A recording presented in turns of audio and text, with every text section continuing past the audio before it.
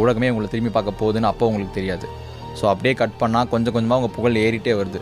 சரி எப்பா இவங்க செம்மப்பா பாடிட்டே பாடவும் செய்கிறாங்க ஆடவும் செய்கிறாங்க, ஸோ ஒரு கமர்ஷியல் பேக்கேஜாக இருக்காங்கன்னு சொல்லிட்டு பயங்கரமாக எல்லோரும் உங்களை வந்துட்டு பாராட்டுறாங்க, பாராட்டுகள் குவியுது. இதோட எண்டு எங்கே தெரியுமா இருக்குது? 2010 சேம் சினாரியோ.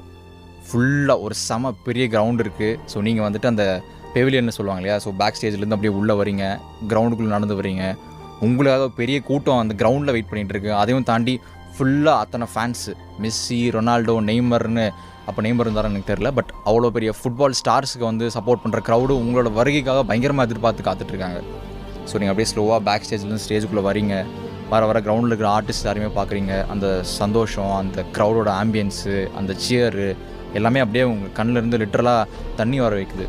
சென்டரில் ஒரு மைக் இருக்குது, அந்த மைக்கிட்ட போய் நிற்கிறீங்க.